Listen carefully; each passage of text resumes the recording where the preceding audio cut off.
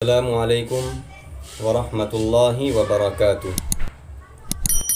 دوستوں، آج کی ویڈیو میں آپ کو ایک لو اسٹوری، ایک محبت کی کہانی سنانا چاہتا ہوں، اور اس کہانی سے، اس لو اسٹوری سے حاصل ہونے والے سبق کو آپ کے سامنے رکھنا چاہتا ہوں۔ لہٰذا ویڈیو کو پورا دیکھیں اور اس واقعے سے حاصل ہونے والے سبق کو بھی دھیان سے سنیں۔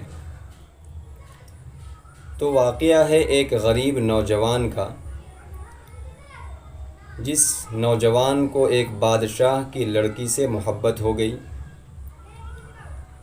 جب اس نوجوان نے بادشاہ کی بیٹی کو دیکھا اور بادشاہ کی بیٹی نے اس نوجوان کو دیکھا، تو دونوں کو دیکھتے ہی ایک دوسرے سے محبت ہو گئی،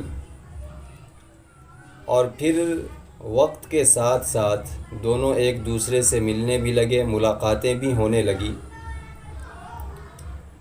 اور جب ایک زمانہ گزرا، ایک عرصہ گزرا، تو دونوں نے ایک دوسرے سے شادی کرنے کی قسمیں کھا لیں۔ لڑکے نے بولا کہ میں شادی کروں گا تو صرف تم سے کروں گا، اور لڑکی نے کہا کہ میں شادی کروں گی تو صرف تم سے کروں گی۔ لیکن دونوں میں زمین اور آسمان کا فرق تھا، کیونکہ لڑکی بادشاہ کی بیٹی تھی اور لڑکا غریب تھا۔ تو بادشاہ کو جب اس بات کا علم ہوا، نوجوان ایک دن بادشاہ کے پاس گیا اور اس نے کہا کہ بادشاہ سلامت، میں آپ کی بیٹی سے شادی کرنا چاہتا ہوں، میں آپ کی بیٹی سے محبت کرتا ہوں، آپ کی بیٹی بھی مجھ سے محبت کرتی ہے اور وہ بھی مجھ سے شادی کرنا چاہتی ہے۔ بادشاہ نے نوجوان کی بات کو سنا اور سوچنے لگا کہ اگر میں اس غریب سے، اس فقیر سے اپنی بیٹی کی شادی کر دیتا ہوں تو میری تو ناک کٹ جائے گی، میں تو بدنام ہو جاؤں گا۔ لہٰذا بادشاہ نے ایک تدبیر سوچی کہ کچھ ایسی شرطیں رکھ دی جائے جس کو یہ پورا نہ کر سکے اور شادی بھی نہ ہو۔ لہٰذا بادشاہ نے اس نوجوان سے کہا کہ میں شادی تو تمہاری اپنی بیٹی سے کرا دوں گا، لیکن میری دو شرطیں ہیں۔ پہلی شرط یہ ہے کہ بارات میں جتنے لوگ آئیں گے، جتنے باراتی آئیں گے، وہ سب کے سب جوان ہونے چاہیے، بارات میں ایک بھی بوڑھا نہیں ہونا چاہیے۔ نوجوان نے کہا ٹھیک ہے، آپ کی یہ شرط پوری کروں گا، دوسری شرط بتائیے۔ تو بادشاہ نے کہا کہ دوسری شرط میں اس وقت بتاؤں گا جب تم بارات لے کر آؤ گے۔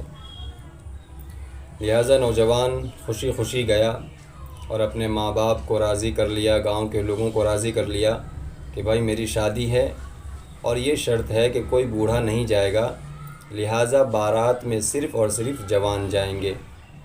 تو گاؤں کے لوگ بھی مان گئے، اس نوجوان کے ماں باپ بھی مان گئے، لیکن اس نوجوان کا ایک بوڑھا دادا تھا جو ماننے کو تیار نہیں تھا۔ اس نے ضد پکڑ لی کہ میں تمہاری شادی میں بارات جاؤں گا، چاہے جو ہو جائے۔ نوجوان نے دادا کو بہت سمجھایا کہ دادا یہ شرط رکھی گئی ہے، اگر آپ جائیں گے تو میرا نکاح نہیں ہو پائے گا۔ لیکن بڈھے نے ضد پکڑ لی کہ جو ہو، مجھے جانا ہے تو جانا ہے۔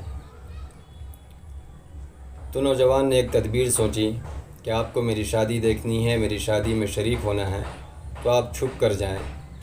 لہذا جو شادی کا سامان جا رہا تھا اس میں ایک بڑا سا ڈبہ تھا، اس ڈبے میں بوڑھا چھپ گیا اور بارات کے ساتھ چل پڑا۔ جب بارات بادشاہ کے محل تک پہنچی تو بادشاہ نے تمام باراتیوں کو دیکھا تو کہا کہ چلو تم نے ایک شرط تو پوری کر دی کہ تمام باراتی جوان ہیں، بوڑھا کوئی نہیں ہے۔ اب میری دوسری شرط سنو اور اس کو بھی پوری کرو، تب جا کے نکاح پڑھایا جائے گا، ورنہ نہیں پڑھایا جائے گا۔ نوجوان نے کہا کہ بتائیے دوسری شرط کون سی ہے؟ تو اس بادشاہ نے کہا کہ دوسری شرط یہ ہے کہ میرے محل تک کا جو راستہ ہے، تو راستے کے درمیان میں ایک ندی پڑتی ہے اور اس میں پانی بہہ رہا ہے، تم پانی کی جگہ اس ندی میں دودھ بہاؤ، تب جا کے میری بیٹی کا نکاح تم سے ہوگا۔ اب یہ شرط سننا تھا کہ وہ نوجوان ہکا بکا رہ گیا کہ ایک بہتی ہوئی ندی میں دودھ بہانا ہے کس طرح ہوگا۔ اب وہ بارات میں موجود تمام جوانوں سے مشورہ کرنے لگا کہ کیا کیا جائے کیا کیا جائے، لیکن تمام نوجوان اس کو جواب دیتے کہ یہ تو ہو ہی نہیں سکتا، ناممکن ہے، محال ہے، چلو ہم بارات لے کر واپس چلتے ہیں، یہ شادی ہو ہی نہیں سکتی، کیونکہ ندی میں دودھ بہانا، دودھ کی ندی بہانا ناممکن ہے۔ تو اس کے جو لڑکے کا جو دادا ایک ڈبہ میں ایک باکس میں چھپا ہوا تھا، اس نے دھیرے سے آواز دی کہ پوتا بتا بات کیا ہے، تم لوگ اتنا پریشان کیوں ہو؟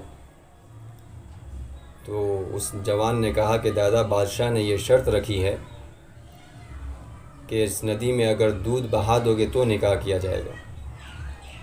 تو اس بوڑھے نے کہا کہ پوتا اس میں پریشان ہونے کی کون سی بات ہے، تو پریشان مت ہو، اس بادشاہ سے کہے کہ میں ندی میں دودھ بہاؤں گا، پہلے تم اس ندی کو خالی کرو، وہ ندی ہم کو سکھا کر دو، پانی اس ندی کا نکال کر دو، تو ہم اس ندی میں دودھ بہا دیں گے۔ جیسے ہی اس نوجوان نے بادشاہ کو یہ بات کہی کہ تم ندی خالی کر کے دو تب ہم دودھ بہائیں گے، تو بادشاہ سمجھ گیا کہ اس بارات میں کوئی نہ کوئی بوڑھا بھی موجود ہے، کیونکہ اتنے تجربے کی بات اور اتنی عقل مندی کی بات کوئی جوان نہیں کر سکتا۔ وہ بوڑھا سمجھ گیا کہ وہ بادشاہ سمجھ گیا کہ کوئی نہ کوئی بوڑھا اس مجلس میں موجود ہے۔ لہٰذا اس واقعے سے ہمیں سبق یہ ملتا ہے کہ اپنے بڑوں کا ساتھ نہیں چھوڑنا چاہیے، اپنے بڑوں کے سائے میں رہنا چاہیے، کیونکہ بڑوں کی باتیں بڑے بڑے مسئلے کو حل کر دیتی ہیں۔